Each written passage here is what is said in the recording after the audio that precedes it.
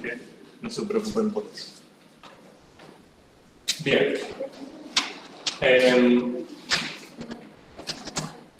Como siempre, para hacer un repaso, primera pregunta, ante todo, bueno, primero, gente virtual, recuerden que me tienen que hablar. No veo su chat, así que hablen abriendo el micrófono. Si quieren que repitamos algo, también me dicen y lo hacemos. La gente presencial, veo sus caras de desesperación, así que quizás no están necesarios. ¿Cómo vienen hasta ahora con lo que venimos viendo? Vamos con la línea, a mí lo que me interesa con esto es que vayan siguiendo la línea de pensamiento, ¿sí? Muchas de las cosas que vamos a ver en la teoría son más necesarias para entender cómo vamos a integrar, porque no va a ser la única vez que vamos a encontrarnos con integrales en Matemática 2, a que después lo que vamos a hacer en la práctica. En la práctica muchas de las cosas que vamos viendo se van a dar por sobreentendidas y no las vamos a hacer. De hecho, más aún, muchas de las cosas que van a hacer en la práctica, en la vida real, que no es la práctica, se hace con computadoras, con calculadoras, y eso también, obviamente ya más adelante, es algo que van a tener permitido usar, porque la tecnología ha avanzado un montón, por supuesto. Ahora lo que estamos viendo más son cuestiones conceptuales que nos van a servir para generalizar otras cosas más adelante, ahora y más adelante.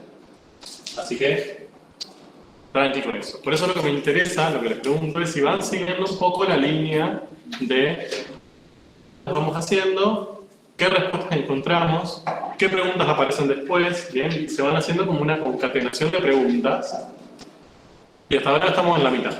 Entre hoy y mañana vamos a intentar responder la mayoría. Entonces, para hacer un breve repaso, nosotros empezamos ya hace 2 semanas y la pregunta que teníamos para responder era, bueno, conocemos una función que representaba la derivada de otra, de un proceso de cambio. ¿Bien?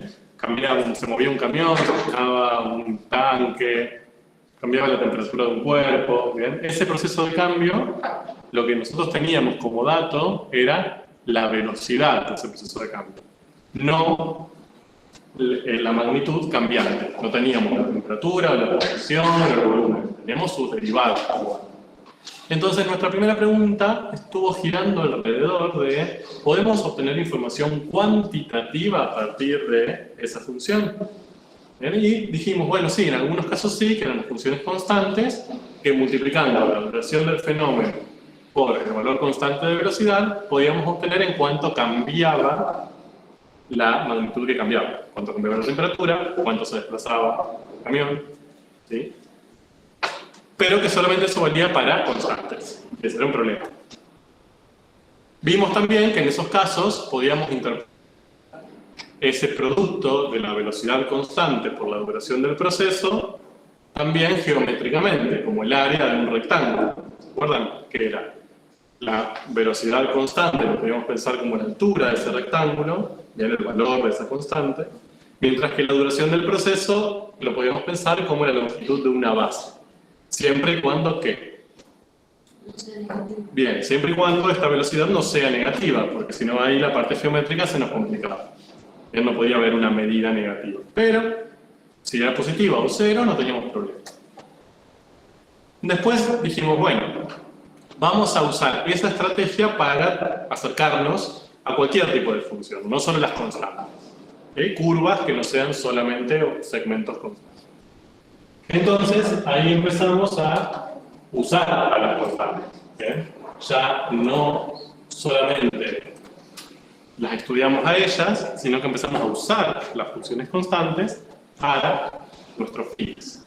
¿Y qué hacíamos? Aproximar funciones de velocidad que no eran constantes con una función escalera. ¿Se acuerdan? Entonces, en vez de usar una cierta curva cualquiera, lo que hacíamos era usar una función escalera que se asemeje tanto como quisiera a esa curva. Al principio usábamos pocos escalones y después podíamos ir aumentando la cantidad de escalones. Entonces, ahí lo que podíamos hacer era usar esa función escalera, hacer lo mismo que antes, constante por la duración de cada uno de los procesos y sumar. y obteníamos un numerito. ¿Qué podemos decir de ese número? ¿Qué se acuerdan de ese número que obteníamos al hacer ese proceso? ¿Cómo se llamaba? ¿Cómo lo interpretábamos? La suma. Bien, tenía un nombre particular y era suma de Riemann. ¿Y cómo lo interpretábamos? Como una aproximación del cambio. De ese cambio que estábamos tratando de averiguar. Después dijimos, ok, listo, todo bien, ya hasta ahí encontramos aproximaciones, pero vayamos, ahí surgió una nueva pregunta, ¿no? Respondimos a esa pregunta. Aparece una nueva. ¿Cómo hago para llegar a ese número, pero no aproximado, no exacto? Dijimos, bueno, aumentemos esa cantidad de rectangulitos al infinito, que cubran tanto como yo quisiera esa curva. ¿Bien? Entonces, a eso le decíamos que la norma de la partición, es decir, que el intervalo de mayor longitud que proponíamos, esa longitud tenía que tender a 0. Dicho de otra manera, la escalerita tendría que cubrir tan bien como pueda toda la curva de la función que estábamos queriendo estudiar. Dijimos, bueno, perfecto, es una excelente propuesta, súper divertida. Si encontrábamos ese número, que era el límite de la suma de Riemann, no la suma de Riemann, en ese caso límite, ¿cómo le llamábamos a ese número? Que era el límite de la suma de Riemann. A ese le llamábamos integral definida, o integral simplemente, y lo simbolizábamos como está escrito ahí arriba, ¿no? Vale. O sea, este simbolito lo leíamos como la integral de la función en este intervalo, entre 0 y 0. Y ese sí lo podíamos interpretar como el cambio exacto. ¿Cuál era el problema? No sabíamos cómo calcularlo. ¿Bien? O sea, podíamos plantear que era el límite de, pero eso no lo podíamos hacer en la hoja. Entonces ahí apareció una nueva pregunta. ¿Cómo Corno calcula? Así, directamente. La pregunta apareció la palabra Corno en la pregunta. Y empezamos, que esto fue lo que vimos al final de la última clase, a hacer diferentes acercamientos a ver cómo vamos a calcular este número. Entonces empezamos a trabajar con esta función de prueba, una lineal. ¿Sí? Una lineal, porque las lineales siempre han sido sencillas dentro de todo. ¿Y de qué nos aprovechamos? Por ejemplo, si queríamos calcular esa integral, decíamos, bueno, quiero calcular la integral entre 0 y 6 de esa función. Ya no representa nada, no es velocidad, simplemente quiero calcular esa integral. Ya sé cómo hacerlo, ¿no? Hago la partición del intervalo 0,6, busco los valores constantes para generar una función escalera, después debería hacer todas las aproximaciones parciales, es decir, los productos, y hacer eso, tengo la suma de Riemann, y hago eso con la norma de la partición tendiendo a 0. Ok. Hasta ahí lo mismo que antes, pero seguimos sin que eso sea fácil de hacer. ¿Qué nos ayudaba acá? ¿Cuál era la característica para estas funciones que nos era útil? ¿Se acuerdan? Es lineal. Primero que es lineal. Sí. Ahora, que sea lineal, ¿qué nos permitía hacer? Bien. Que yo cuando planteaba, perfecto, cuando yo planteaba esta integral y la pensaba desde la geometría, y ese es el nexo que quiero que vean, si yo esa integral ahora la veo desde lo geométrico, como hicimos antes, dijimos, bueno, voy a pensar como un montón de rectangulitos, ¿no? Entonces hago, subdivido el 0,6, subdivido el 0,6 en un montón de partes, cada una de esas va a ser la base de mi rectángulo, subo hasta la aproximación y así genero la suma de Riemann con todos los rectangulitos. Ahora, lo que puedo hacer es, si planteo el límite de la suma de Riemann tendiendo a 0, esos rectangulitos, esa función escalera, en definitiva estarían tan cerca como pueden de la línea, del segmento de recta. ¿Sí? Entonces, en definitiva, lo que yo estaría calculando sería la suma de todos esos rectángulos, que no sería más que la suma del área, perdón, de esos rectángulos, que no sería más que el área limitada por el eje X por debajo, por el segmento de recta por encima, entre 0 y 6. ¿Vamos hasta ahí? Eso lo hicimos la semana pasada, es un repaso. Entonces, si yo tuviese alguna manera de encontrar ese área, resolver esa integral. Y, hermosamente, por nuestra educación primaria, lo podemos hacer. Esa área podemos llegar a encontrarla. Podemos hacerlo, pensarlo como un trapezoide, es necesario complicarnos así la vida, o la versión de PowerPoint me va a ser más viejo. Bueno, o dividirnos en dos figuras más sencillas, que serían un rectángulo y un triángulo. Calcular el área de cada una y sumarlo. ¿Bien? Eso lo hicimos. Y de hecho, lo que obtuvimos fue, así, usando esa metodología, todas estas integrales. Miren. Todas las integrales de este mismo tipo, o sea, la integral de la función f, entre 0 y un número. Dijimos, bueno, a ver, ese número, que acá le pongo x para que pueda variar, ¿qué pasa si ese número es 0? Entonces tendría que calcular la integral entre 0 y 0. Ya saben ese resultado. No tengo que hacer nada. ¿Cuánto vale? ¿Por qué? Porque tiene área. Bien, lo pueden pensar y interpretar desde el área. Más fácil. ¿Por qué la integral entre 0 y 0 de f da 0? Porque no hay área. Bien, saliendo del área. No hay cambio. No hay intervalo. No hay cambio, está bien. Aquí me lo están interpretando. Pero más sencillo todavía. Sin pasar ni siquiera por una interpretación. Bien, porque si los extremos inferior y superior eran iguales, nos daba 0 las integrales. ¿Por qué? Por definición. Entonces, yo le pregunto, ¿por qué pasa eso? No hace falta interpretar nada, ni que parezca una velocidad, ni un área. Por definición, acá me lo dice, profe, ahí en este recuadrito me dice que son iguales 0. Entonces, 0. Ahora, si ya este extremo superior es 1, listo, ahí se me complicó la vida, no tengo ese camino sencillo. Hicimos eso del trapezoide, el área nos dio 2. Si vamos entre 0 y 2, nos dio 6, entre 0 y 3 nos dio 12 y así. Entonces, en este caso, y fíjense que estoy en un solo caso de los infinitos que puedo plantear, lo pudimos resolver. Pudimos resolver esa integral definida recurriendo a la geometría. Entonces, la pregunta con la que cerramos la última clase fue, bueno, ok, ¿puedo encontrar una fórmula que para cualquier valor, bien, del extremo superior que tome, o sea, esa x que tome cualquier valor, yo, conociendo ese valor, pueda calcular la integral? Dicho de otra manera, si yo les digo, bueno, ahora háganlo para 4,2. Bien, es la integral entre 0 y 4,2. Que ustedes no tengan la necesidad de hacer todo ese proceso de el 4,2, del trapezoide, de sacarle el área, sino que directamente conociendo ese extremo superior, una cuenta rápida, sencilla, una fórmula sencilla, que me permita llegar al resultado de la integral sin hacer todo ese tipo. Entonces, lo que vimos en la última clase es que sí podíamos llegar a eso. Analizamos esos resultados y propusimos que esa fórmula era x más x cuadrado. Bien, dicho de otra manera, el extremo superior más su cuadrado. Entonces, si yo quisiese calcular la integral de esta función entre 0 y 4,2, tendría que ser 4,2 más 4,2 al cuadrado. Hago esa cuantita, fácil, en la calculadora, o a mano, si se odian, y llegan a un cierto resultado que va a ser directamente lineal. Bien, no planteé nada, ninguna área.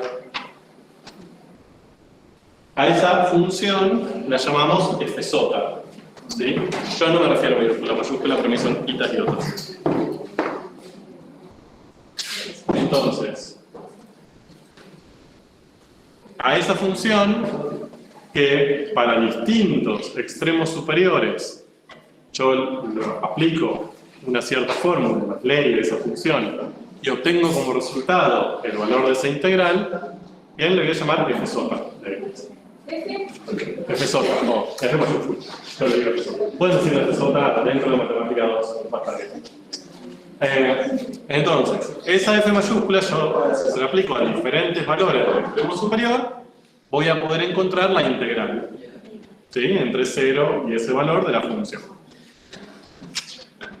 Bien. ¿Estamos hasta ahí? Hermoso. Para este caso, hermoso. Cuando nos pusimos a analizar eso, vimos una particularidad, y ahí nos quedamos. Que si nosotros observamos la función integrando, que sería esta, y vemos la expresión que obtuvimos, ¿qué pasaba? ¿Qué característica había y qué particularidad? Bien, la función integrando, la que estaba acá adentro, era la derivada de esta, ¿no? Entonces, si yo conozco esta función, 2t más 1, lo que tendría que hacer sería buscar una expresión cuya derivada sea esta, ¿bien? Y esa sería la expresión que quizás estoy buscando. Y nos queda la pregunta, ¿es así siempre? ¿No? Digamos, pues acá en este caso sí vale, pero puede ser una coincidencia.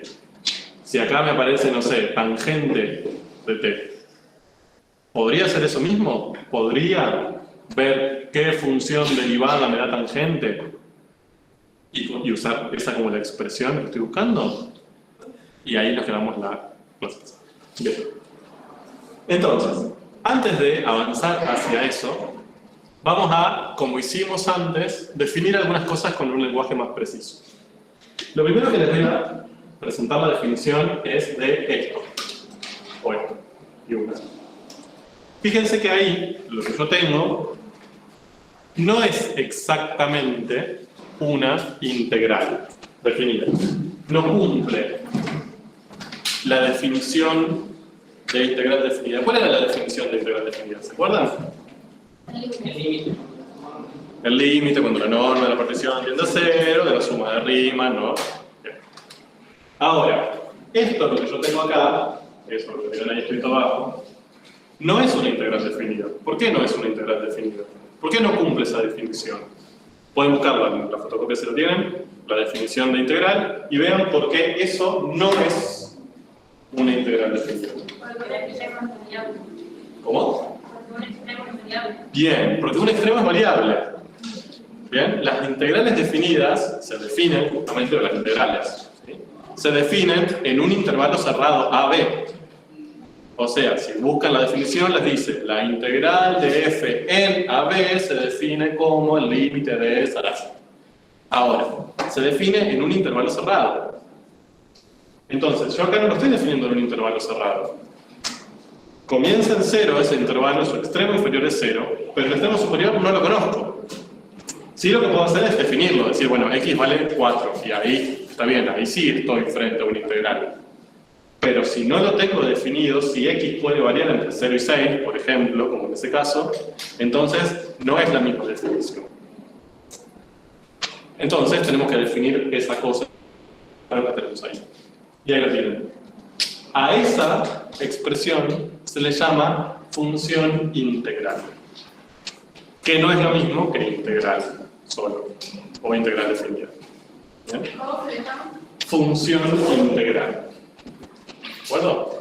La integral, o la integral definida, a partir de ahora le llaman integral definida para diferenciarlo. ¿Bien? La integral definida, yo la defino como el límite de una suma de Riemann, y lo que requiero es un intervalo de integración cerrado entre A y B. ¿Y qué obtengo como resultado? Cuando resuelvo una integral definida que exista. Obtengo una función, muchas funciones, números, un valor L, un número real. Resuelvo la integral y me da 45 puntos. ¿De acuerdo? Esto, esa expresión que tengo ahí, la función integral, cuando yo la resuelvo, ¿bien? Ahí no voy a obtener un número, porque obviamente que dependiendo cuánto valga x, voy a obtener infinitos números. Si x vale 1 me va a dar un número, si x vale 7 me va a dar otro número, si x vale menos 40 me va a dar otro número y así. ¿Bien? ¿Ven esa diferencia? La integral definida está definida porque me da un número único, punto. Esta no. Dependiendo de x me da diferentes números. En definitiva, esta expresión es una función. Para cada valor de x que yo le asigne, me va a devolver un número. ¿Qué número? La integral definida que le corresponde, ¿no? O sea, si yo a x lo valorizo con 2, por ejemplo, resuelvo esto, que hoy sí va a ser una integral definida, y a ese 2 le va a asignar el resultado de esa integral definida. Si en vez de 2 le pongo 4, resuelvo y le va a dar un número. Si le pongo 26, resuelvo y me va a dar un número. ¿Se entiende? Entonces, la función integral no es un único número, es una función. Dependiendo de qué valor extremo superior de integración yo tome, se le va a asignar el resultado de la integral que le corresponde. ¿De acuerdo? ¿O no? Es lo mismo de lo que pasaba con la función derivada. Cuando nosotros definíamos derivada, definíamos ¿se acuerdan? Hacíamos el límite del cociente, bla, bla, bla, y esto lo calculábamos en un cierto punto. Pero después decíamos, bueno, pero esto lo puedo generalizar. En vez de hacerlo punto por punto, busco la función derivada, la función que me da la derivada en todos los puntos, y después reemplazo. ¿Se acuerdan? ¿O no? La cara de qué era una derivada. ¿Cuándo vimos eso? Bueno, esto es análogo. La definición de integral definida es la integral en un cierto intervalo AB, desde acá hasta acá. Punto. Eso me da un número, si existe, y listo. Lo interpretaremos después. Punto. Lo mismo que con la derivada. La derivada de la función en un punto, calculaba el límite, llegaba, 7, listo. Ese 7 es la derivada. Después lo interpreto. Pendiente de recta tangente, velocidad, ustedes quieran. Pero es un número. Ahora, yo no quiero eso. El valor de la derivada o el valor de la integral en un cierto intervalo, en un cierto punto. Yo lo que quiero es una fórmula, una función, una ley, una regla, que yo le diga hasta dónde quiero que llegue mi integral, que vaya desde 0 hasta tanto, y directamente me dé el resultado. ¿Se entiende? Lo mismo que hacemos con las derivadas.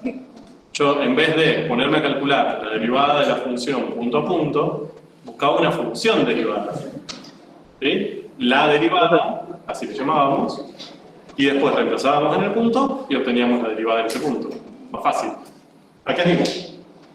Entonces, esa función integral se define de esta manera. La definición es bastante pava, ¿no? Me dice, dado una función integrable, es decir, que esa integral exista en un cierto intervalo, la función integral, que la vamos a llamar fj, ¿bien? O la misma letra de la función, pero en mayúscula, se define de esta manera. Básicamente, la integral de esa función, desde un cierto valor, que por lo general es el extremo inferior de integración, hasta un valor superior variable. Esa x puede ser cualquier valor entre a y b. Entonces, en definitiva, ahí esto no me está representando una única integral definida, sino infinitas. La X siempre está en B. La x puede ir entre a y b. Siempre en A también puede estar. También puede estar. Siempre un intervalo cerrado puede ser constante.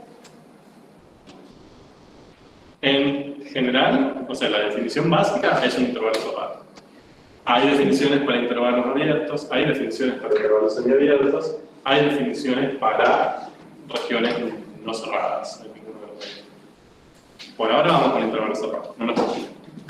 Ya dame unas clases y me complico, pero por ahora. ¿Bien? Entonces, esto que parece bastante caótico visto así, no lo es tanto, ya lo hicimos. O sea, no quiero, lo voy a escribir ahí si lo voy a ver. Las personas virtuales. No quiero que se compliquen la vida con esto. Ahora, supónganse que f' es 2x más 1. Es decir, la función que yo estoy queriendo integrar, la integrando, es 2x más 1. ¿Sí? Entonces, Lo que yo estoy buscando acá es su función integral f sota. ¿Bien? Por ejemplo. Profe, Sí. la función integral, ¿qué sería lo mismo que la función primitiva? Te estás adelantando. Dame 5 minutos y te respondo. Pero casi. Se relacionan.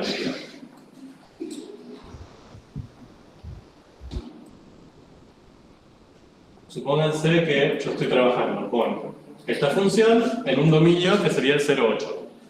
¿No? Cerrado. Así no nos complicamos la vida. ¿Quién sería f sota en este caso? Es decir, ¿quién sería la función integral correspondiente a esa f cita? Sería la que yo obtengo al integrar esta función. ¿Sí? Le voy a cambiar de variable para no confundirnos. Cuando integro esa función, ¿entre qué y qué? Bien, entre 0, porque el extremo inferior está definido, es A, es decir, es el extremo inferior del intervalo de definición. Y superiormente, no. Si yo acá pongo 8, ¿qué sería esto? Sería una integral definida, sería un número. Yo no quiero un número. Yo quiero que para los diferentes valores de x que yo pueda tomar en todo este intervalo 0,8, me asigne su resultado. ¿Entiendes? Yo no quiero un solo número. Quiero una función. Que si yo digo, bueno, trabajo con 1, me asigne la integral entre 0 y 1. Trabajo con 7, me asigna la integral entre 0 y 7. ¿Entiendes? Entonces, acá lo que tendría que poner en el extremo superior sería esa variable. Esa es la forma que yo tengo de simbolizar que lo que quiero son infinitas integrales definidas que vayan desde 0 hasta un número, que puede ser cualquier número real entre 0 y 0 y 8. ¿Por qué con X y esa variable T? Bien, es una buena pregunta, molesta pero buena. O sea, por lo general, si yo acá pongo X y todo esto lo pongo en X, ¿se acuerdan que este de T, cómo se llamaba? Diferencial. Pero acá, ¿cómo le llamamos con las integrales? Indicador de variable. Lo que me dice, ¿cuál es la variable sobre la cual yo tengo que integrar? ¿Bien? Si yo pongo X acá, ¿qué hago? ¿Integro por esta X o integro por esta X? ¿Sí? ¿O por las dos? ¿Tiene diferencia? ¿O no? Es decir, tendría que hacer el proceso sobre esta función hasta un cierto valor de X. Entonces, para que no sea confuso, es simplemente una cuestión de facilidad. Para que no sea confuso, digo, bueno, no. Yo acá la variable independiente, de mi función integral, es decir, lo que yo quiero que cambie, es el extremo superior. Entonces, a ese extremo superior, que es al que yo le voy a llamar X. Hola, profe, ¿se escucha? ¿Sí? ¿Te escucha? Un compañero quiere que repitas la pregunta, porque se ve que se le escucha medio bajo. Sí. La pregunta es que ustedes no deben escuchar las preguntas que hacen acá. La pregunta es por qué tenemos dos variables distintas. ¿Por qué no pongo acá 2x más 1 en vez de 2t? Entonces, mi respuesta es, si yo pongo dentro de la integral y en el extremo superior la misma variable, nos confundiríamos de cuál es la variable en cada cosa. Si ustedes me dicen, bueno, yo acá tendría que f en 4, tendrían que reemplazar 4 acá, pero también tendrían que reemplazarlo acá. Y sería un caos. Yo tendría que integrar entre 0 y 4 de 9. ¿No? 2, 4 más 1. En cambio, yo no quiero hacer eso. Yo quiero integrar entre 0 y 4, pero de la función, no de una constante 9. Entonces, para evitar eso, es simplemente una cuestión de facilidad. Para evitar esa complicación de ponernos a pensar, decir, bueno, lo que yo quiero que varíe, lo que yo quiero decidir cómo varía, por eso es mi variable independiente, es la que yo defino primero para ver qué variable se designa, es X, que va a ser el extremo superior. Lo que está dentro yo no quiero que varíe, al contrario, quiero que quede siempre igual, que es la función que estoy integrando. Entonces, para evitarme esa complicación, lo que hago es usar lo que se llama una variable, en inglés se dice dummy, o una variable extra, una variable de integración, una variable comodín. Entonces, se le cambia esa variable interna para decir, bueno, lo que tengo acá adentro es siempre la misma función. Esa lineal que tengo acá. Lo que yo quiero que cambie no es esa función. Lo que yo quiero que cambie es el extremo superior. Esa es la variable que yo quiero cambiar. Yo sé que es compleja la respuesta y bastante extraña, pero es por eso. Ahora, a mí lo que me interesa acá no es la variable en general. Lo que me interesa es la estructura. Entonces, acá yo tengo 2t más 1, que es esta función que tengo graficada acá. Entonces, bueno, acá no tengo una integral definida. Tengo infinitas. A cada x que yo elija, se le va a asignar el resultado de una integral definida. Entonces, si yo quiero resolver, entre comillas, esta función integral, ¿sí? No voy a resolverla y encontrar un número. Lo que voy a encontrar es una fórmula. ¿Bien? Es una, si puedo, no siempre se puede, pero a veces lo que voy a encontrar es una fórmula sencilla, bien, en función de x, que para cada uno de los valores de x que yo tome, esa fórmula me permita calcular el resultado de la integral. En este caso, ¿cuál es? Ya la encontramos, esa fórmula. X cuadrado más x. X cuadrado más. ¿Bien? Sí. Y en vez de 0 fuera menos 1, ¿sería la misma o...? Perfecto. Acá me preguntan, repito la pregunta. Si inferior en vez de 0 sería menos 1. ¿Sería la misma? No necesariamente. Puede cambiar. ¿Bien? En este caso, es lógico que cambie, porque nosotros lo pensábamos como un área. Bueno, entonces, si ya empiezo desde antes, el área va a cambiar. Entonces, fíjense lo siguiente. Si yo lo que tengo es una integral definida, es decir, número, cuando la resuelvo, lo que tengo como resultado es un número real. El resultado de ese límite de la suma de Riemann, bla, bla, bla. Acá yo no tengo eso. No tengo una integral entre un cierto número y un cierto número. Tengo infinitas. Dependiendo del x que yo tome, me va a dar un resultado distinto. Esto entonces ahora es una función integral. No representa un número, representa una función. Y si yo resuelvo, repito entre comillas, pero no se dice así, pero no importa. Si resuelvo esa función integral, no significa que voy a llegar como resultado a un número. Voy a llegar a una expresión que, de acuerdo al valor de x que yo tome, si lo reemplazo acá, me va a dar el resultado de la función integral. De la integral, con hecho. Podría. En este caso sí. ¿Por qué? Porque en este caso eso puede representar el área del trapezoide.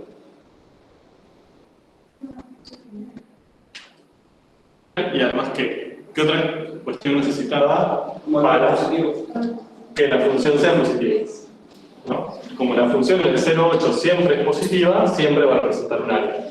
Ahora, si yo tomase entre el menos 5 y el 8, por ejemplo, que ya esta función sea negativa, voy a poder encontrar eso, pero no me va a representar un área. ¿De acuerdo? Voy a poder encontrar esta expresión, pero no necesariamente la voy a poder pensar como un área. Por eso, con este tema, el problema son las interpretaciones. Ustedes, yo sé que surge el problema de la interpretación, del cambio o del área, pero lo importante es que no se queden en las interpretaciones, porque las interpretaciones están limitadas. El área está limitada a que yo lo que estoy trabajando sea positivo. La interpretación como cambio está limitado a que lo que yo estoy integrando sea una velocidad, una razón de cambio. Pero hay otros casos que van por fuera de eso. Funciones negativas, funciones que no representan nada, como esta f, por ejemplo, que acá no representa nada, no es la velocidad, nada. Entonces, estas definiciones que les vamos presentando son genéricas, son generales, ¿vale? Para cualquier caso.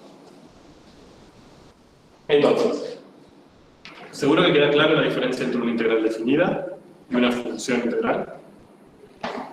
Si nosotros conociésemos la función integral, ¿sí? O esta formulita relacionada con alguna integral definida que nosotros tengamos interés de calcular sería útil. ¿Por qué? A ver. Supónganse que yo les digo, quiero calcular, puedo escribir, quiero calcular la integral entre 0 y pi sobre 2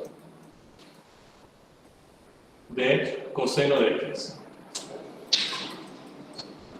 Uso trigonométrica porque sería pregunta. ¿Bien? Entonces, quiero calcular esa integral. ¿Eso qué es? ¿Es una integral definida o es una función integral? Otra vez. Es una integral definida. ¿Bien? Tienen extremo inferior definido, extremo superior definido. Son dos números reales, 0 y pi sobre 2. ¿De acuerdo? Entonces, yo quiero resolver eso. ¿Tengo idea de cómo hacerlo? Ni la más mínima. ¿Sí? No sé, tampoco sé si puedo usar cosas de área. ¿Qué estrategia podría usar? Bueno, pienso en esto que vimos recién. Yo lo que podría hacer es plantear su función integral con ¿sí? Su f sota. ¿Cuál sería f sota? A ver, para este caso. ¿Cómo? No, pero antes de eso, la definición de la función integral que yo tendría que usar para resolver aquello. Sería integral entre 0 y 1. Bien, sería la integral entre 0, es decir, manteniendo su extremo inferior, y en el superior, la incógnita, x, la variable. ¿Bien? ¿De quién? De coseno de t. Le cambio para no confundirme. Entonces, fíjense, esas dos cosas que escribí son distintas. Si yo resuelvo esto, me va a dar un número. No lo conozco. Si yo resuelvo esto, lo que voy a obtener es una expresión como esta. ¿Bien? Quizás, no sé, supónganse que al hacer eso me da x cubo más tangente de x. Pero una expresión, ¿sí? Que dependa de x. ¿Por qué me serviría eso? ¿Por qué me serviría resolver esta función integral si pudiese? ¿Cómo? Para llegar al número. ¿Cómo hago? Si conozco esa función integral, ¿cómo me permitiría llegar al número de arriba? Bien. Exacto. No sé que esto me da una cierta expresión, x al cubo. No es eso, para que lo tengan en cuenta. X al cubo. ¿Cómo eso me serviría para resolver esto? Bueno, esta es esta misma función, pero con la x valiendo pi sobre 2. Entonces, ¿qué hago? Ese x al cubo, en vez de calcularlo en la método de x, lo calculo para pi sobre 2. Hago pi sobre 2 al cubo y ya está, resolví la integral de arriba. ¿Se ve? Entonces, yo esto no lo puedo calcular, no sé cómo calcularlo. Pero si tuviese una forma de encontrar esto, de saber una expresión que sea igual a esta función integral, me permitiría resolver también integrales definidas. ¿Ok? Ese es el centro de lo que vamos a hacer hoy y mañana, por eso necesito que lo entiendan. ¿Por qué esto es importante? Porque en general no vamos a poder resolverlas de arriba, pero sí vamos a encontrar formas de, entre comillas, resolver las funciones integrales. De saber estas funciones integrales, qué expresión le corresponde. ¿De acuerdo? ¿Una pregunta? Profe, Sí. entonces la integral esa que está arriba, que sería de 0 a pi sobre 2, Sí. vos decís que eso debería dar un número y abajo tendría que dar una función. Una función. Si conozco esa función, puedo encontrar ese número. Bien, pero a priori son dos cosas distintas. Sí. Yo no entiendo del todo por qué tiene que dar una función, sabiendo que, por ejemplo, x podría tomar cualquier número, digamos. Podría decir que x igual a 3, ¿no? No sé si me explico. Entonces, ahí pasaría a ser una integral definida, porque sería de 0 a 3. Bien. Sí. Entonces, Sí. en ese caso sí me daría un número. Exacto. Pero fíjate que si vos haces que x vale a 3, ya esto no sería una función integral, sería una integral definida. Ah, claro, claro que me daría. Ahora, si tengo x ahí es cuando no es una integral definida. Y el resultado de eso no es un número, es una expresión en donde aparece x. Pero es una expresión. Es una función, es la ley de la función. Claro. ¿De acuerdo? Sí. Bien. Vamos nomás entonces. Sigamos con esto. Eso es todo lo que estuvimos diciendo recién.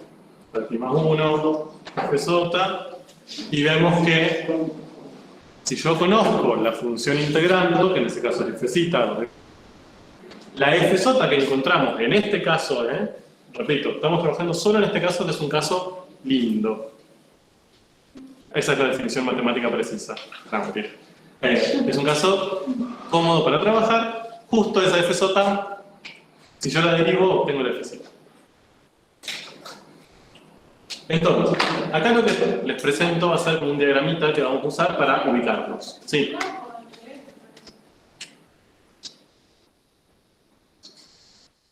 No. Les presento este diagramita. Ahí tenemos, bueno, vamos a trabajar con una cierta función f, ¿sí? Que sería la integrando, que está dentro de la integral. En este caso era 2x más 1 en el dominio 0,6. Para el ejemplo que estábamos viendo recién. Nosotros dijimos, bueno, quiero encontrar ahora su función integral relacionada. ¿Sí?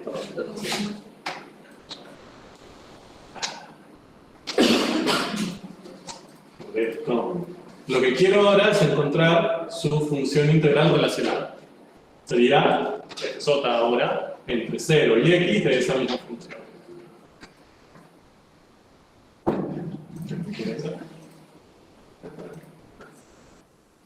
¿Bien? Entonces, nosotros dijimos, ok, esa f sota, esa función que para diferentes valores del extremo superior de integración me dé la integral definida, la pudimos encontrar. Es esta, es x cuadrado más x. ¿Cómo la encontramos? Esta fecha, ¿qué proceso hicimos para poder encontrar esta f sota? ¿De dónde sale esa f sota en este caso? ¿Cómo pudimos llegar hasta ahí?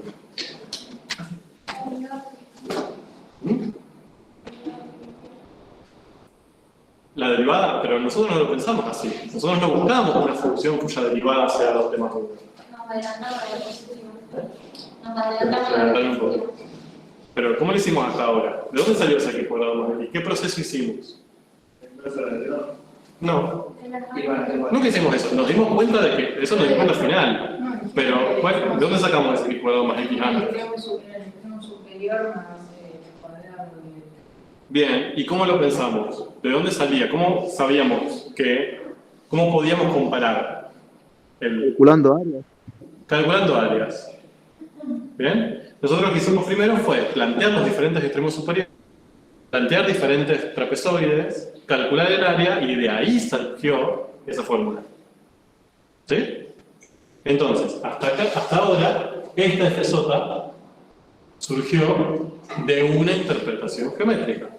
No pierdan de vista eso. Nosotros eso lo pudimos hacer porque pudimos plantear desde la geometría, la área, aparecieron los trapezoides, sacamos la área, ¿verdad? Y llegamos hasta ahí. Después nos dimos cuenta de que esa x cuadrado más x, si la derivábamos, obteníamos la función original. ¿No? Entonces volvimos al principio. ¿Estamos ahí? Eso fue lo que hicimos ahora.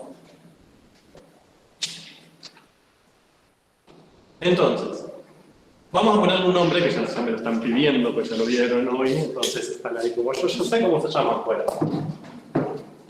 Vamos a ponerle un nombre. Fíjense que lo que a mí me interesaría ahora es, conociendo la función integrando, los x más 1, estaría bueno para llegar a f sota ver una función cuya derivada sea esta. ¿No? Le puedo llamar función derivada, dicho de otra manera. F sota es la derivada de f sota. Piensen. F sota es la derivada de f cita. No, al revés. No, es al revés. Entonces, ¿cómo le podría llamar yo a f sota? No le puedo decir que es la derivada, pero sí hay una relación entre ellos. Entonces, históricamente se le llama de dos maneras distintas. Dependiendo del libro que usen, también van a encontrar diferentes nomenclaturas. Una es la antiderivada. ¿Sí? Lógico. Tiene un poco de sentido, ¿no? O sea, no es la derivada, es la antiderivada. No es la función que yo obtengo al derivarla, sino la función cuya derivada es la que yo tengo. ¿Verdad? Entonces, esa es una forma. La otra forma es una primitiva. ¿Ya? Son sinónimos. Primitiva, antiderivada. Entonces, yo lo que puedo decir, para hablar bien, es Fj es una primitiva o es una antiderivada de Fc.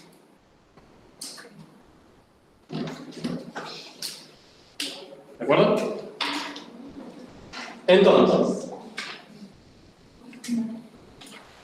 ahora, si yo a Fc la derivo, ¿cuántos resultados obtengo? O sea, si yo busco la función derivada de Fc, ¿cuántas funciones encuentro? Una. ¿Cuál? La constante 2. ¿De acuerdo? Ahora, si yo busco la antiderivada de Fc, ya no la primitiva, ¿cuántas funciones encuentro? Dicho de otra manera, ¿cuántas funciones tiene a Fc como derivada? ¿Sí? ¿Cuáles? Ahí tengo una, x cuadrado más x. Si yo derivo esa, tengo esto. ¿Hay más? Bien, yo acá podría tener x cuadrado más x más 3. ¿No? Si yo derivo esto, ¿qué obtengo? Si derivo x cuadrado más x más 3. También no tengo esto.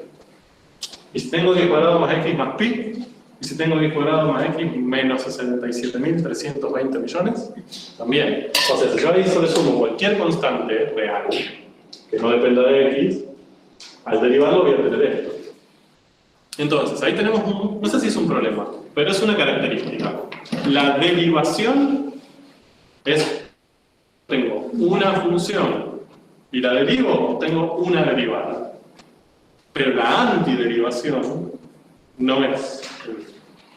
Una función tiene infinitas primitivas, tiene infinitas antiderivadas. Puede provenir de infinitas otras funciones que si la derivo obtengo estos. ¿De acuerdo? ¿Siguen con esa? Por ahora se ve todo como bonito, pero es un problema para nosotros. ¿De acuerdo? Bien.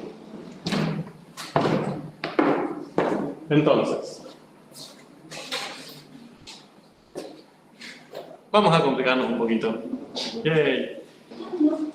Ahora, voy a usar el ejemplo que les di antes. Quiero calcular la integral definida entre 0 y pi sobre 6, antes era pi sobre 2, ahora es pi sobre 6, de esa función, de coseno de x.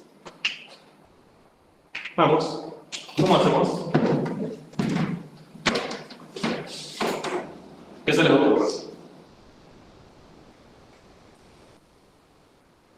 Buscar funciones que al derivarla no te coseno. Bien, dar una antiderivada, una primitiva del coseno, ¿no? Ahora, ¿cómo saben eso? ¿Por qué harían eso? Porque funcionó para el caso anterior, pero ¿cómo saben que va a...? La detección. Bueno, aquí nos da la deducción, o inducción en todo caso. Bien, vamos, este es el problema. Es una propuesta. Sería hermoso, ¿no? Decir, bueno, si yo conozco Fc, que en este caso es coseno, yo lo que tendría que hacer sería buscar su antiderivada, ¿no? Su primitiva.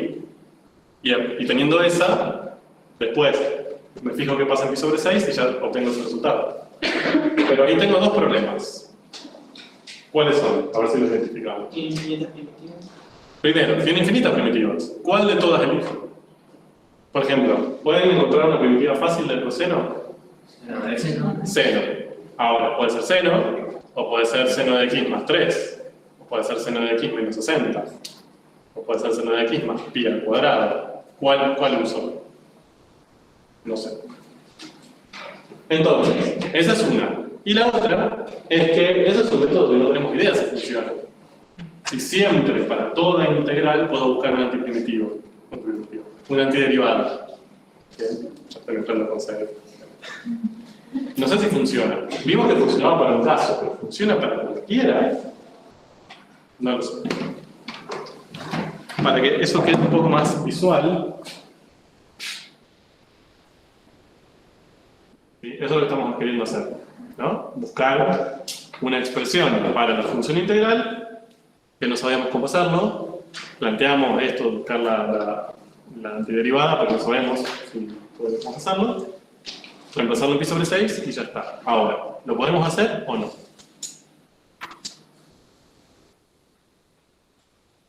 El problema que tenemos es que ahora no tenemos acceso a esa flechita, ¿sí? Si hacemos el mismo esquema que teníamos antes, ¿sí? Es idéntico al que teníamos antes con la lineal.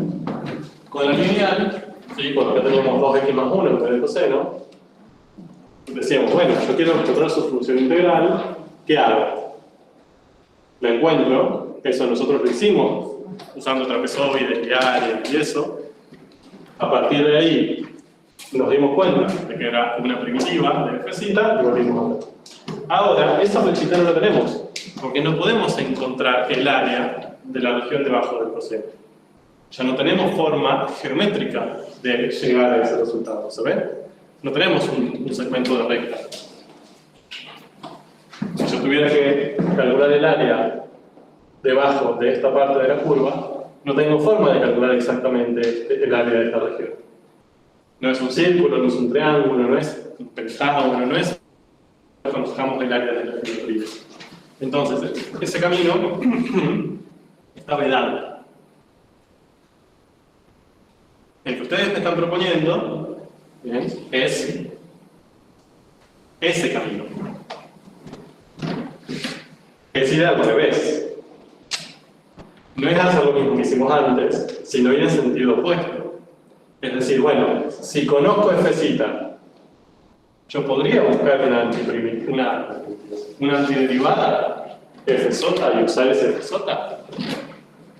Ahora, eso es complicado, porque yo no sé si esto vale siempre. Si siempre son las primitivas, las antiderivadas, las que corresponden a f'. Vamos a ver, ¿será o no será? Entonces, ahí tiene la definición de primitiva, en primer lugar. ¿Qué es una primitiva? Decimos, si tengo una función f' definida en cierto intervalo, entonces, la función f' es primitiva, sí y solo sí, ¿bien?, la derivada de f' es f'. Es un trabalenguas, pero es lo mismo que veníamos diciendo. Bien, es una función que si derivamos obtenemos la f' con la que estamos trabajando.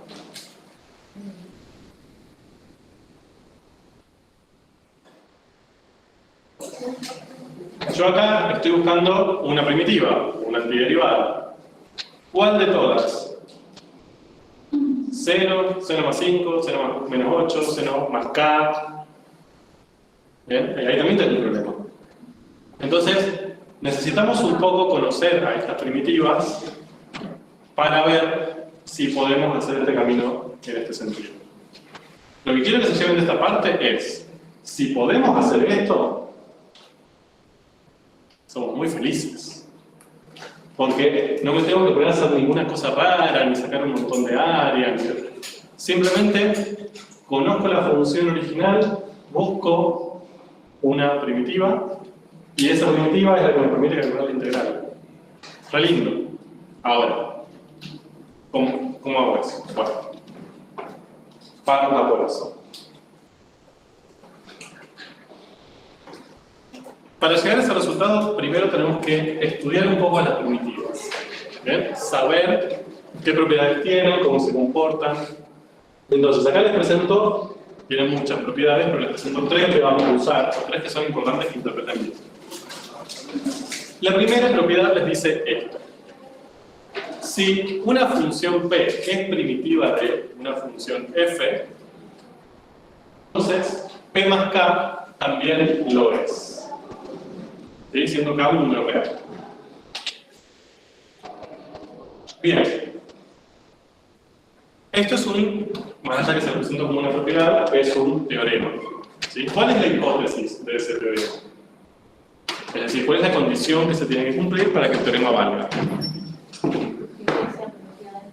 Bien, ahí la hipótesis de ese teorema es que P sea primitiva de F. Ahí dice prim de F. ¿Cómo escribo eso en lenguaje simbólico? Bien, que la derivada de P necesariamente sea F. ¿Bien? Decir que P es primitiva de F es lo mismo, es equivalente a decir que P' es igual a F. ¿Sí? Si hay algo que no me siguen, para mí, si no, no voy a nivel. Y esa es la hipótesis. Es decir, eso no es una propuesta, es lo que les pide el teorema que se cumpla. Si ustedes, para obtener el teorema de autopropiedad, tienen que saber, en primer lugar, que eso vale, que P es primitiva de F. Yo derivo a P, tengo esto. ¿Cuál es la tesis de ese teorema? ¿Qué me propone como conclusión, digamos? Que Px más k tiene que ser también igual. Bien, que P... Perdón, la derivada de x más k tiene que ser. Pero, ¿qué es lo que me dice? De x más k es primitiva de f. Perfecto. Esa es la tesis. Que si yo a esa P, o a la ley de esa P, le sumo un número, también va a ser primitivo. Siempre. ¿De acuerdo? Que si yo conozco P como primitiva de F, entonces cualquier número que yo le sume a P me va a generar otra primitiva. ¿Cómo lo podemos demostrar? Haciendo la derivada de la función primitiva con la suma. Bien, ¿de cuál? Primero, antes de la demostración, así no les complico tanto la vida. ¿Cómo puedo escribir esto de manera simbólica? Derivada de P de x más k es igual a F. Bien, que si yo derivo P más K, P de x más K, lo que tengo que obtener necesariamente es F. Porque yo lo que estoy diciendo es que todas esas funciones P de x, a las que le sumo una constante, también son primitivas de F. Por tanto, su derivada siempre va a ser F. Ahora, yo eso lo tengo que demostrar. ¿Cómo lo demuestro? ¿Qué es una demostración, en definitiva? Es una serie de pasos que a mí me permita demostrar, ¿sí? Afirmar, argumentar que esta tesis, que esta igualdad, vale siempre. ¿Bien? Y voy a tener que, obviamente, en ese proceso, utilizar las condiciones de arriba, usar las hipótesis en algún momento para decir, bueno, esto tiene que valer. Ahora, ¿cómo hago en ese caso? Yo sé que ustedes lo tienen ahí, pero es para que piensen cómo lo podemos demostrar. Yo lo que tendría que hacer sería partir de uno de estos dos miembros de la igualdad de la tesis y, justificando todas las igualdades en el medio, llegar a el otro miembro de la igualdad. Dicho de otra manera, yo acá tendría que empezar, por ejemplo, con la derivada de Px más K y ir proponiendo diferentes igualdades y justificando esas igualdades, y tendría que llegar al final a que es igual a F. Si yo puedo hacer eso, demuestro que la derivada de Px más K siempre es igual a F, por lo tanto demuestro que Px más K es una primitiva, que es lo que me está diciendo el teorema. ¿Cómo hago eso? ¿Qué es lo primero que haría ahí? La derivada de la suma de la derivada. Bien, yo acá tengo la derivada de una suma de dos funciones. Entonces lo que puedo hacer es expresar esto como P' de x más K'. ¿Cómo justifican esta igualdad? ¿Quién les permite afirmar que eso es igual a la suma? ¿Tenemos la suma? Vamos por partes. Escuché algunas cosas que lo vamos a usar, pero no las estamos usando acá. No, escuché por ahí que me dijeron la derivada de una constante. No llegué ahí. Ahora voy. Pero yo no hice eso todavía. Yo lo que hice fue decir, si yo derivo esta suma de dos funciones, me da lo mismo que si yo la derivo por separado y después la sumo. ¿Bien? ¿Quién me afirmaba eso? Es una propiedad de la ley. ¿De acuerdo? Que ya también tiene su demostración. Pero bueno, no nos vamos a poner a demostrar las cosas que usamos. Ya si lo demostramos una vez ya está. Entonces, lo que demuestra esta igualdad, lo que nos permite afirmar esto, es que es una propiedad de las derivadas. ¿De acuerdo? Entonces, si nosotros les pidiésemos justifique ese paso, lo tendrían que poner por propiedad de la derivación de funciones. Ahora, La derivada de KS. bien, que la derivada de KS, entonces, acá esto es igual a P' de X más 0. Voy a escribir para que quede claro, ¿no? Sí. ¿Quién me justifica esa igualdad? ¿Quién me asegura que esa igualdad que escribí vale? Es decir, que P' más K' siempre es igual a P' más 0. Que será una constante. Bien, ahí sí, ¿no? La propiedad de derivación de constantes, que también es una propiedad de las derivadas, pero acá es donde aparece. Siempre que derivamos una función constante, esa derivada es igual a 0. Bien, ¿y ahora? No lo hacemos. Eso es igual a qué? Obviamente no lo hacemos de X. P' de X, sí. Voy a obviar esa. Esto es P' de X. ¿Y esto es igual a qué? A F. Bien, fíjense que si puedo justificar esa igualdad, fiesta. Ya llegué. ¿No? Partí del primer miembro de la igualdad y llegué al último.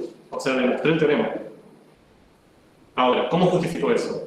Que P' de X es F. Por la hipótesis, de ahí aparece la hipótesis. ¿Bien? O sea, la hipótesis, siempre que haya hipótesis es porque en algún momento de la demostración se usa. ¿Bien? Es una condición necesaria para que eso suceda. Entonces, por hipótesis, yo pido como condición, como dato que yo tengo que tener antes de hacer esto, que P' tiene que ser F.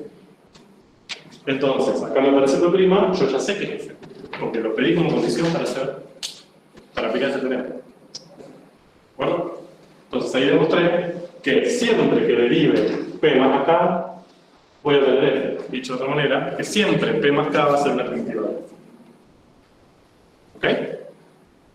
Esto me interesa no tanto por la propiedad, sino para que piensen cómo es una demostración de un teorema. Muchas veces les pedimos que demuestren o que nos justifiquen algo. Este es el procedimiento a hacer. Ir desde un lado de la igualdad, llegar hasta el otro y tratar de poder justificar intermedios. ¿Bien? Si podemos hacer eso, podemos demostrar el teorema. Bien, entonces, interpretemos ahora esta propiedad. Si yo conozco P, que es primitiva de F, ¿cuántas primitivas conozco? Digo, por ejemplo, la función seno de x es primitiva de coseno de x. Entonces, ¿cuántas primitivas de coseno de x conozco? Infinitas. Infinitas. Todas las ¿Cuáles? que tengan la forma seno más K. ¿Cuáles serían esas? Seno más número. Y eso puede ser infinitas funciones. Seno más 1, seno más 7, seno más pi sobre 2, seno más raíz de 2 sobre e al cuadrado más pi. ¿Bien? Todas esas son primitivas. Infinitas, ¿estamos de acuerdo? ¿Las conozco todas?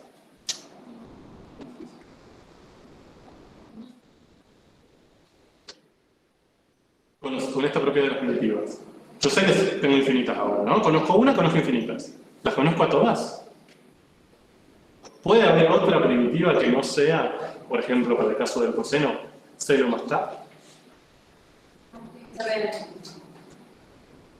Sí, pero ¿puede aparecer otra? Así no sé. Tangente, logaritmo justo puede llegar a ser primitiva de coseno. Creo que soy equivalente al seno. O sea, me está diciendo que con esto conozco todas. ¿Cómo saben? ¿Cómo lo justifican? Porque acá lo que les dice es, si ustedes conocen una, conocen infinitas. ¿Dónde les dice que conocen todas? Que no hay alguna más que no tenga esa forma. Entonces, no soy elevado. Sí, pero puede tener otra forma. Sí. Por ejemplo, la parte de X puede ser seno sobre coseno, es equivalente. Bien, y ahí habría que derivar y ver, yo justo fue el ejemplo que di, ¿eh? Pero lo que voy es, ¿cómo pueden usar esta propiedad para afirmarme que no van a poder encontrar otra primitiva que no sea de esta forma? No pueden. ¿De acuerdo? Esta propiedad, lo que acabamos de demostrar es que si yo conozco una, conozco infinitas más. Pero no puedo afirmar que conozco todas. Puede llegar a haber otra forma, que si yo la derivo justo me da la misma f, y que no sea de este estilo. Yo lo que acabo de demostrar es que si conozco a P, que es primitiva de f, conozco infinitas más, porque si a esa P le sumo K, todas van a ser. Ahora, ese otra P distinta primitiva de f, ahí ya no sé qué pasa. Bien, esto no sale de acá. Ojo con esto, esas son las interpretaciones que a veces uno va como un paso más adelante de los teoremas. ¿Existe la posibilidad de afirmar eso? Es decir, no solo conocer infinitas, sino conocer todas. Sí, por suerte. ¿Eso es un entonces o también puede ser sí, solo sí? Es un entonces. Es una implicancia. De hecho, también, o sea, lo puedes transformar en eso. Porque en la diapositiva que decía la definición de primitiva, decía sí, solo sí. Sí. Que si es una primitiva, es la derivada de. Sí, en este caso también podría ser, pero no sí solo sí. O sea que si vos conoces una P más K, entonces P también lo es, lógico, porque le sumaría menos K. Ahora, esta segunda propiedad ya es un poco más potente que la anterior. Aunque no parezca. Cuando uno la lee parece hasta como más o menos, pero es más potente. Les dice, si P y G son dos primitivas de F, entonces P menos G es una constante. Dicho de otra manera, si resto dos primitivas de una función, obtengo una constante. Dicho de otra manera, dos primitivas de una función, de la misma función obviamente, difieren en una constante.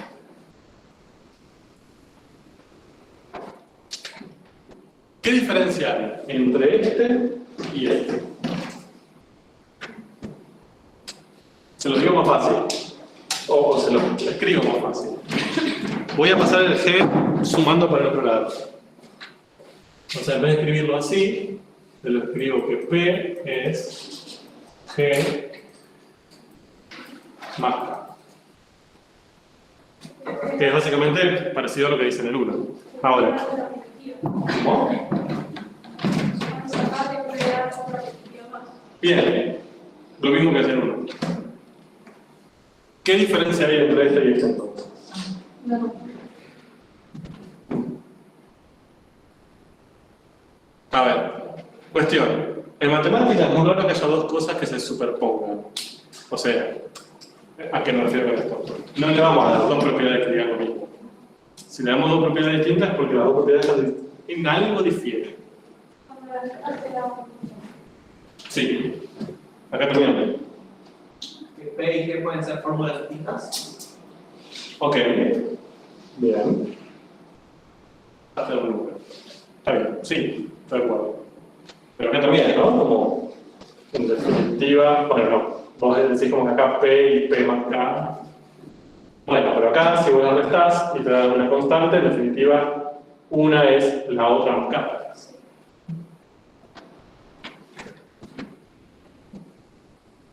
¿Es una variable de P? No, no se lo dice al menos. Pero no dijo si no le tiene el mismo, entonces la persona se puede multiplicar. Está bien. ¿Y qué difiere con el primero? constante. Yo tengo una función y eso supera el resultado. Sí, porque también de dos funciones. Pero si lo necesitamos, será una constante. Yo no me da valor. Sí, como no. Si vos restas P más K y le restas P, te va a dar K, que es una constante. A ver, hago esto porque yo sé que es molesto y cuando leemos esta como, pero te está diciendo lo mismo, o, bueno, me dice lo mismo pero lo pasa para el otro lado restando. Y no va por ahí la diferencia. Esta segunda propiedad es la que me asegura que es las primitivas solamente van a ser aquellas que difieren en una constante. ¿Bien? Es decir, que yo conozco una primitiva. Ya sé que puedo encontrar infinitas más. ¿Bien? Lo que me permite afirmar esta es, bueno, esas las que encontraste son todas. Porque necesariamente la diferencia entre dos primitivas tiene que ser una constante. No puede aparecer otra primitiva distinta a esas, ¿bien?, que esté por fuera de estas que encontraste acá. Lo que me está permitiendo hacer este 2 es afirmar que estas infinitas son las únicas, que no hay más. ¿Por qué? Porque me dice, para que si yo tengo dos primitivas distintas, necesariamente van a dividir una constante. No hay otra posibilidad. No puede ser que sean dos expresiones matemáticas distintas y dispares y ambas sean primitivas. No.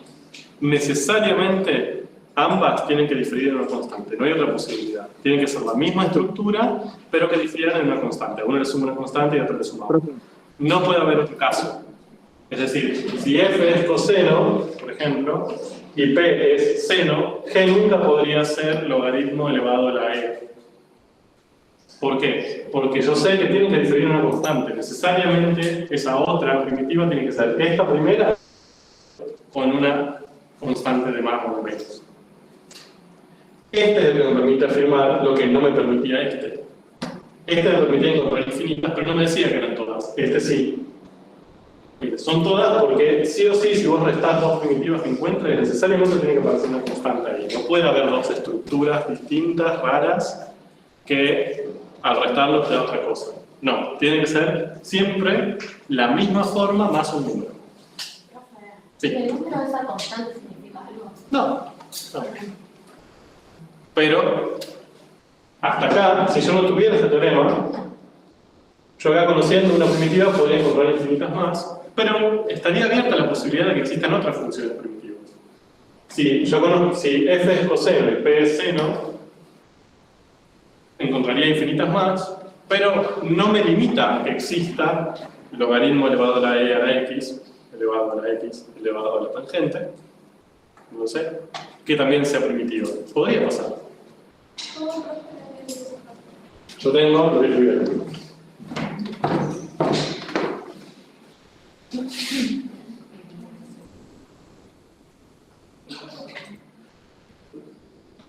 Yo conozco P, que es seno, ¿no? Que sería una primitiva de coseno. Este primer teorema lo que me dice es, bueno, todas las que sean seno más k, o sea, seno más un número, van a ser primitivas. Ahí tengo infinitas posibilidades.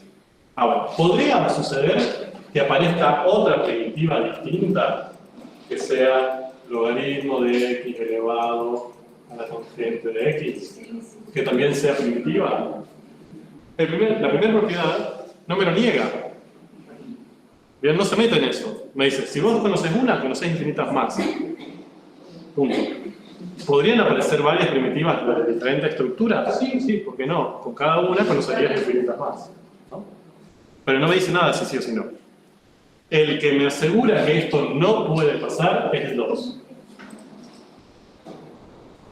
El 2 me dice, si vos conocés dos primitivas, necesariamente al restarlas tiene que haber una constante. Si yo resto esta y esta, fíjate que no te va a dar una constante.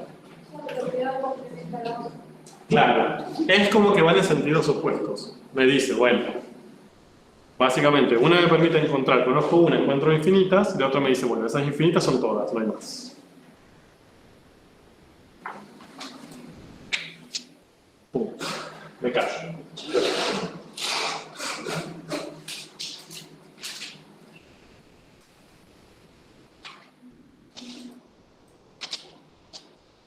Y vamos con la tercera.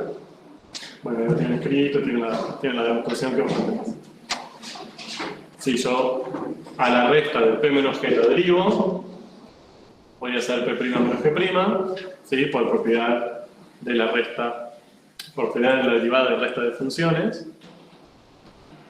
Y yo sé que tanto P como G son primitivas de F. Entonces, P' es F, G' es F, me quedaría F menos F, y eso me da 0. Yo demostré ahí que la derivada de la resta de P menos G es 0. ¿Y qué funciones tienen como derivada 0? Únicamente las constantes. Solamente las constantes. Entonces, eso me permite afirmar que P menos G sí o sí tiene que ser una constante. Lo tienen en el libro explicado. Me interesa más que lo interpretemos bien. Ahora, fíjense, P y G, que son dos primitivas, difieren en una constante. Ahora, aplicar P y G, ¿qué verían?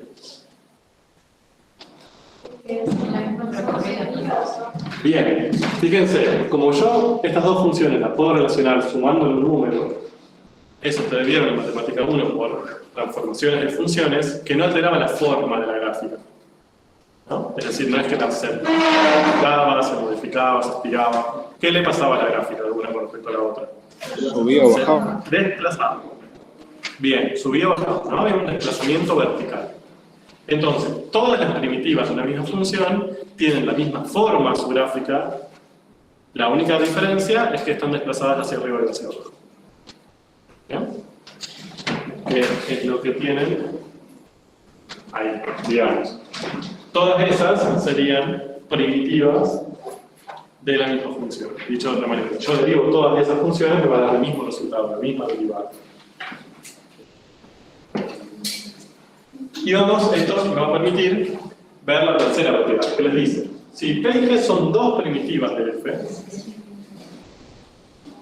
y encuentro un punto, un valor de la variable independiente, donde las imágenes de ambas funciones son las mismas, entonces todas las funciones son iguales.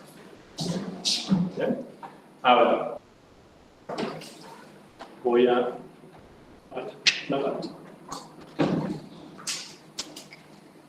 Tengo esa que es la gráfica de P, ¿no? Dijimos, todas las G van a ser esa misma función desplazada hacia arriba o desplazada hacia abajo.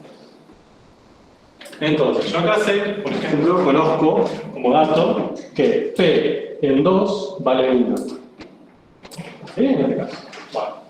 Ahora, me dicen, vos sabés que la otra, la G, esa que está ahí, que también es primitiva, en 2 también vale 1. Mirá qué loco. Entonces, lo que me dice la tercera propiedad es, si comparten un punto, o sea, si P en 2 vale 1 y G en 2 vale 1 y ambas son primitivas, la única posibilidad que tengo es que sean la misma función. No puede ser otra función que también pase por este punto. ¿Por qué? Porque yo sé que es la misma función subida para arriba o bajada para abajo. Bien, para la redundancia. Es decir, o la subo o la bajo. No puedo modificarla de otra manera para que pase por este punto. ¿Bien? Si pasa por este punto, todos los demás tienen que ubicarse de la misma manera. ¿Lo ven gráficamente? Piénsenlo otra vez. ¿Cómo harían para mover esta gráfica hacia arriba o hacia abajo, de modo que también incluya ese punto, pero que no quede en el mismo lugar? Que sea una forma distinta. Si tiene la misma forma, no lo puedo hacer. Si ya lo subo, lo separo y no lo puedo volver a tocar. Y si lo bajo, lo separo y no lo puedo volver a tocar. ¿Bien? Entonces, la única posibilidad es, si comparten ese punto, comparten todos. Se superponen. ¿De acuerdo? Eso es lo que les quiero decir la tercera propiedad. Si P y G son dos primitivas de una función, de la misma función, y tienen la misma imagen para el mismo valor de x, entonces son necesariamente iguales en todo sentido. No puede darse otra posibilidad.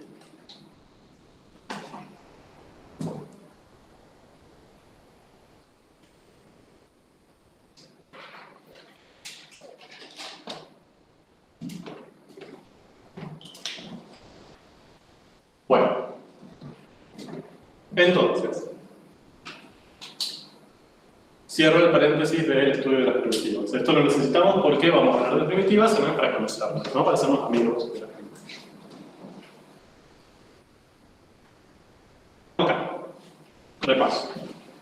Ahora, habíamos trabajado con la recta todo joya. Habíamos dicho, bueno, busquemos la función integral, porque la función integral me permite calcular las integrales definidas. Podemos encontrarla así como desde la geometría. Bien, limito diferentes intervalos de integración, lo pienso como un área sobre el eje X bajo la recta, eso me genera un trapezoide, calculo el área del trapezoide por geometría, y a partir de ahí puedo obtener las diferentes integrales definidas. Me doy cuenta de que eso lo puedo resumir con una fz fácil, que era x² más x, y ya está. ¿Bien? Perfecto. Apareció un coseno salvaje. Ya no tengo ahí un segmento de recta, tengo un coseno. Sí, me mató. ¿Sí? Puedo decir, quiero encontrar fz, es decir, la función integral que le corresponde. Ok, ¿cuál es? Ahí quedé. No tengo idea porque yo no puedo hacer la estrategia de las áreas, porque queda un área con uno de los lados curvos. Entonces, este camino que había hecho antes, no lo puedo hacer. Ahora, ustedes me propusieron, muy señores, señoras, sí, pero obvio, tenés que ir por el otro lado, nene. O sea, en vez de hacerlo por este lado y buscar la geometría, buscar la antiderivada, buscar la primitiva, y ya está.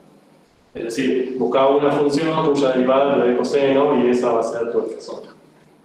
Ahora, ya ahí tenemos un problema, ya sabemos, ¿no? ¿Cuál de las infinitas? ¿Sí? Seno más qué, más cuánto. Y después, otro problema, ¿esto vale? ¿Puedo afirmar que eso vale? O sea, que realmente esa va a ser mi fz o no. Bueno. Entonces, ahí tenemos el primer problema. El fz es seno más k. ¿Cuánto tiene que valer ese k? Un número real, ¿cuál? ¿Por qué? Todos. Si yo derivo seno más cualquier número, la derivada va a ser coseno. La propiedad de 3. Ajá. Va a ir por ahí. Pero no me da. Entonces.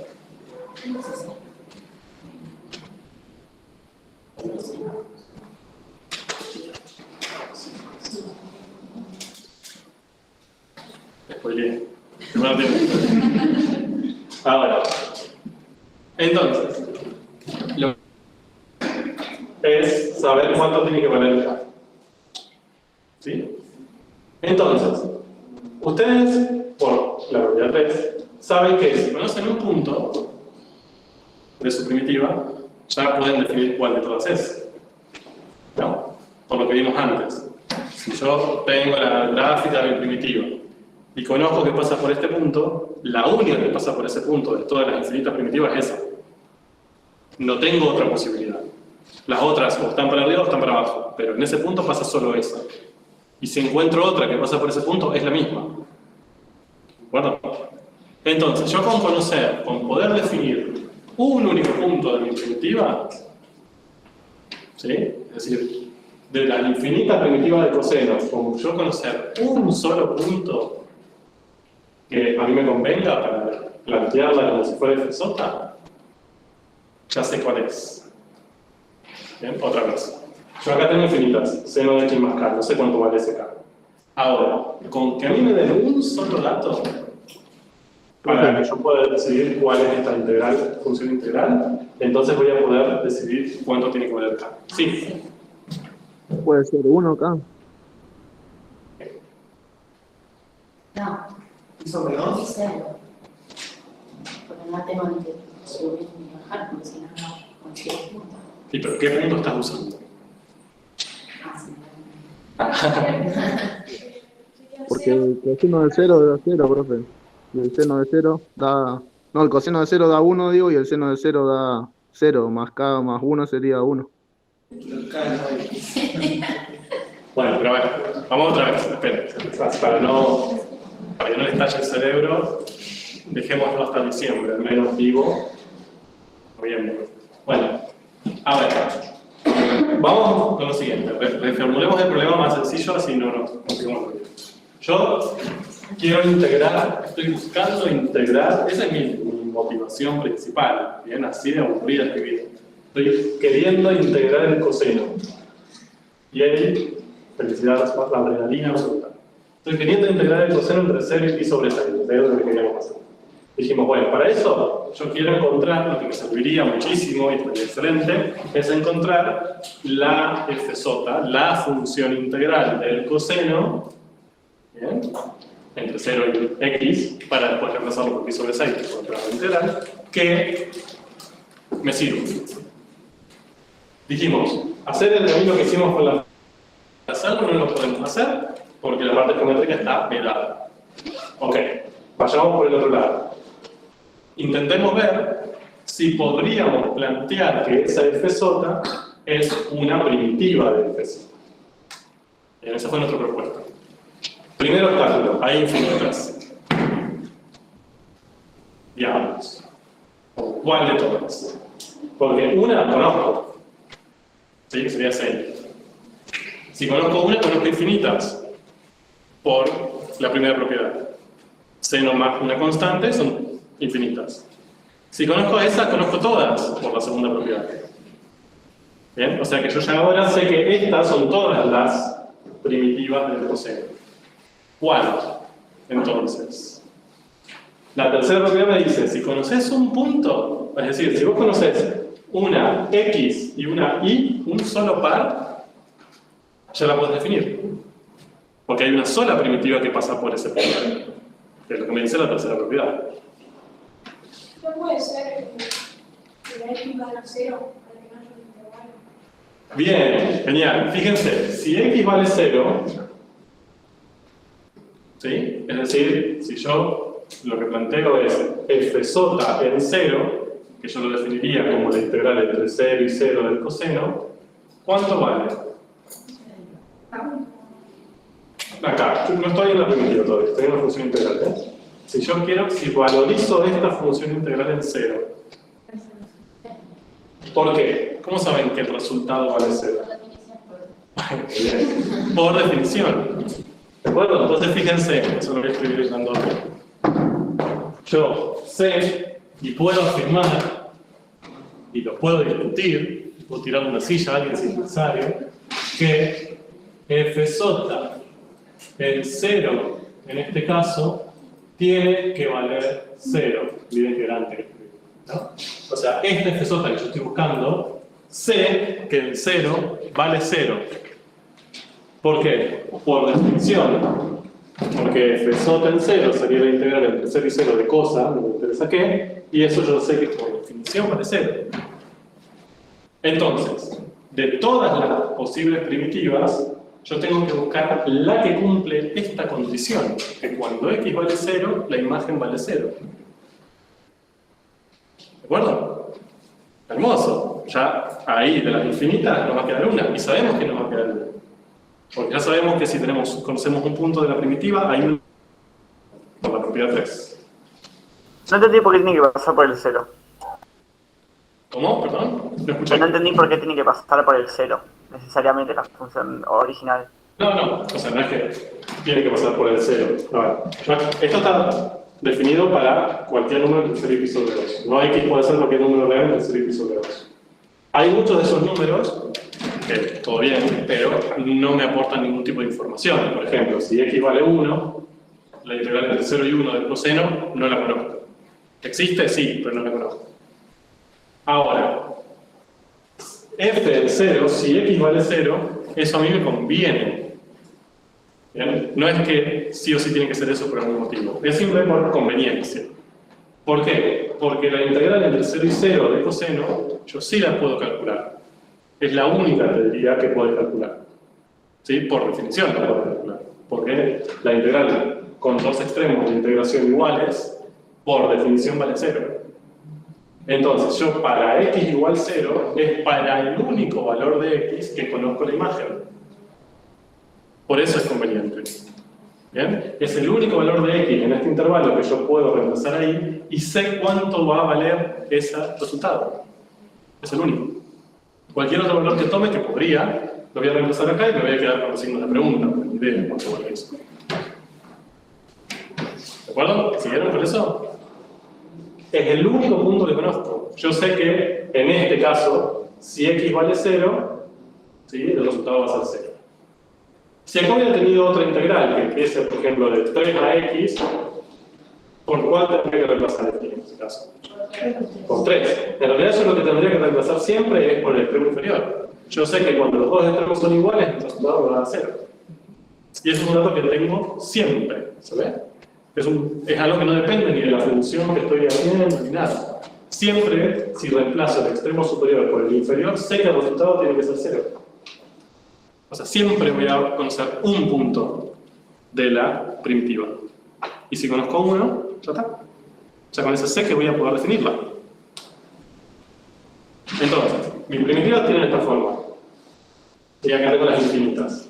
Lo que voy a tener que buscar ahora es cuánto tiene que valer k para que f en 0 me dé a hacer toda esta cuenta 0.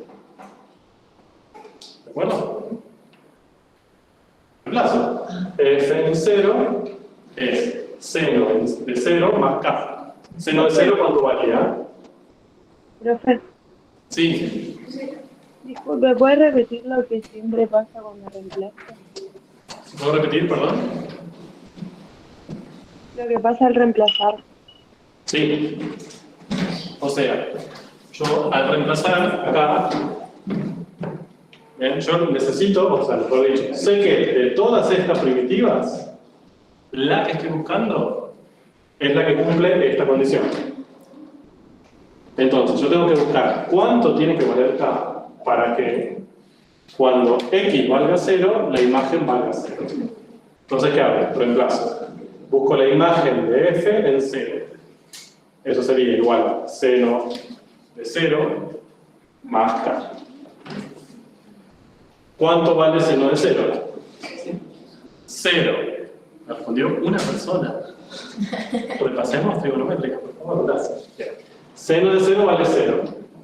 Entonces, f en 0 es igual a k. ¿No? Y eso tiene que valer 0. ¿Cuál es el único caso entonces? Que k valga 0. ¿De acuerdo? En cualquier otro caso, si k vale cualquier otro número, f en 0 no va a valer 0, va a dar otro número distinto. Y yo necesito que me dé 0. ¿De acuerdo? Entonces, de ahí puedo asegurar que de todas las infinitas primitivas del coseno, la que yo puedo llegar a usar es seno de x más 0. O sea, seno de x. Las otras existen, pero no son las que me sirven. Yo podría proponer usar seno de x más 3, pero no. Ya sé que no es la fz que yo estoy buscando. ¿Por qué? Porque esa función, si yo lo reemplazo en 0, no me da 0 como debería dar. Me da otro número. Entonces ya ahí hay una descoordinación. Yo necesito que cuando reemplace x en 0 me dé 0. La que cumple eso es seno de x. Punto.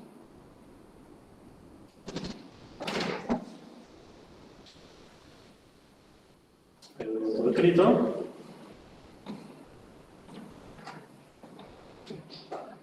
Y ahí puedo encontrar la primitiva. Entonces, en definitiva, lo que yo puedo hacer es, ¿no? Decir, bueno, conozco la función que quiero integrar. Busco sus primitivas. ¿Sí? Porque ya sé que tiene infinitas. Como conocer una, conozco todas. ¿No? Conozco toda su familia de primitivas. Y después, de todas esas, me tengo que quedar con una sola. ¿Cuál? La que cumple la condición que yo pueda extraer de la función integral. ¿Bien? Porque no todas estas primitivas se corresponden con la función integral que yo estoy buscando. ¿Cómo hago para saber cuál? Planteo la igualdad entre sus extremos. Yo sé que cuando los dos extremos son iguales, por definición me tiene que dar 0 y puedo plantear esa condición para saber cuánto tiene que valer el cambio. Y ahí lo tengo acá y planteo que de todas esas infinitas primitivas, la que yo voy a proponer que es igual a la de f sota que estoy buscando es seno de x a secas, en este caso. Mi pregunta ¿es la función integral o no? Ya sabemos que todas las demás no pueden ser, pero esa es. ¿Me sirve para calcular la integral definida? ¿O no me sirve? Ahora, ¿qué tendría que hacer? Ver si yo quería resolver esta integral definida, ¿no? Entre 0 y pi sobre 6.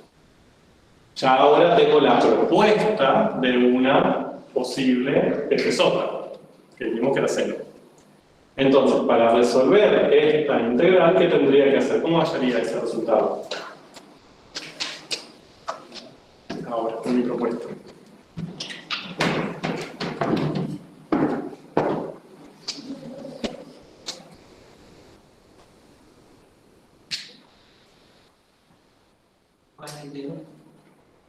Pero ¿cuánto vale la integral? ¿Cuánto vale esa integral en ese caso?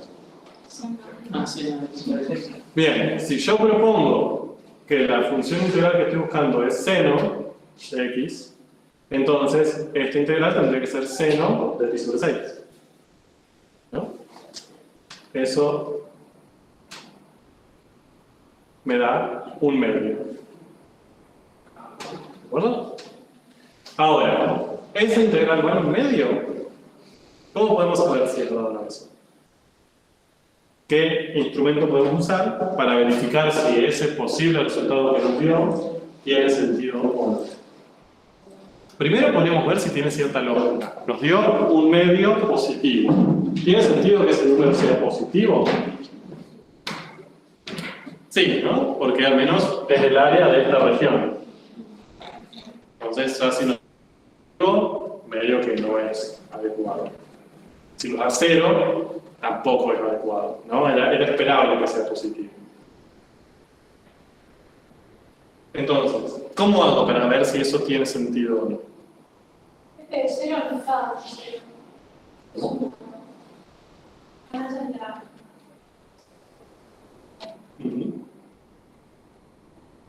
Entonces, una forma que tengo es aproximando.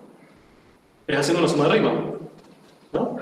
Si yo hago una suma de Riemann entre 0 y pi sobre 6 de esta función, ¿cuánto me tendría que dar esa suma de Riemann? Aproximadamente un medio. Y ahora, ¿qué podría hacer para acercarme a este valor? Tanto como quisiera. Sí, pero lo que yo pueda hacer. El límite no lo podemos hacer. Aumentar la cantidad de intervalos, tomar intervalos más chiquitos. Bueno, si hago eso, ¿bien? Hago 2 subintervalos, 4, 100, 20. Lo puedo hacer con una calculadora o con una computadora. Bien, las computadoras ustedes les piden la integral entre 0 y pi sobre 6 de esta función, lo que va a hacer es exactamente eso. Va a empezar a subdividir el intervalo, el más chiquito, más chiquito, más chiquito, más chiquito, más chiquito, y va a ver a dónde tiende. Esto yo lo hice, esto es una aproximación hecha por calculadora, y miren cuánto me da la vida. Aproximada. 0,500. Interesante, ¿no? Ahora, esto, el haber encontrado, el haber propuesto una función integral, me permite jugar. Por ejemplo, si yo ahora, en vez de hacerlo entre 0 y pi sobre 6, calculo la integral entre 0 y pi sobre 3, no es tanto trabajo. ¿Qué tendría que hacer? Seno de pi sobre 3. Y listo. Hago eso, me da raíz de 3 sobre 2. ¿Cuánto vale raíz de 3 sobre 2? En decimal. ¿Cómo no saben eso de memoria? 85. Bueno, díganme el número con 5 decimales. 86602. Bien. 0,86602. Bien, y sigue, porque es un número irracional. Hago la aproximación. Interesante, ¿bien? Entonces, si hago esto varias veces van a ver qué podría concluir. Bueno, esta función que propuse tiene pinta de ser la que estaba buscando. Tiene pinta de ser la función integral. La que me permite calcular esas integrales definidas. Parece ser, y basado en 2 ejemplos hasta ahora, nada más, coseno y una recta, y hasta ahí llegamos, que lo que podemos hacer para llegar a la función integral, que la estamos buscando porque nos permitiría calcular integrales sin hacer límite de suma de Riemann, que no queremos hacerlo, lo podemos hacer con una vía, no diría fácil, pero al menos metódica. ¿Sí? Con una serie de pasos que dentro de todo lo podemos llegar a pensar. El primero sería, bueno, si conozco la función integrando, busco todas sus primitivas. ¿Cómo encuentro todas sus primitivas? Busco una y ya está. Porque si encuentro una, conozco todas sumándole una constante. ¿Bien? Conozco todas sus primitivas. Ahora, de todas esas, yo planteo que una de esas infinitas es la función integral. ¿Cómo decido cuál? Planteo que los dos extremos de integración, cuando son iguales, el resultado me da 0, y a partir de ese punto, de esa condición, puedo hallar la k que le corresponde. ¿Bien? Hago eso, y de todas las posibles primitivas encuentro la que yo quiero proponer como función integral. Bien, esa es. Al menos en los últimos 2 casos, esa es. Mi pregunta es, ¿vale siempre para cualquier función? Si yo ahí en vez de coseno, ahora le pongo logaritmo de x más 2. ¿Podrían hacer eso? ¿Podrían buscar todas sus primitivas, plantear la condición de igualdad de los extremos, decidir cuál es la k necesaria y usar ese resultado como la función integral? ¿Sí? ¿Cómo me lo aseguran? Porque hasta ahora hicimos un ejemplo. Ya no generalizamos nada. Nunca, nada de esto fue para todas las posibles funciones. Esto fue agarramos coseno y darle con el coseno. ¿Mm? ¿Cómo sabes? La respuesta es no lo sabe. Cualquier función integrable, ¿no sería, profe? ¿Cómo sabe? Además, ustedes pueden decir, bueno, tiene sentido que valga para no solamente las 2. Ahora, ¿hay alguna condición que tienen que cumplir? Tienen que ser, no sé, positivas, crecientes, Continuas o con saltos. continuas. Ahora, eso no lo podemos hacer así, no lo podemos inventar. Como, bueno, vamos a plantear que esto funciona para continuo. La respuesta es sí, vale para todas. ¿Quién nos permite afirmar eso? 2 teoremas. Bueno, quería hablar con los 2 preguntas. 2 teoremas. Que son el primer teorema fundamental del cálculo integral y el segundo teorema fundamental del cálculo integral. Y se llaman fundamentales porque son fundamentales. ¿Bien? Porque ambos, la combinación de ambos, nos van a permitir llegar a la resolución de integrales definidas salteándonos el límite. ¿Bien? Entonces, estos 2 teoremas que vamos a ver mañana son los que nos permiten asegurar que este camino que hicimos vale para todas las funciones y no solo para esos casos. ¿De acuerdo? Mañana nos vemos. ¿Alguna pregunta? ¿Gente virtual? ¿Gente presencial? Tenemos dentro.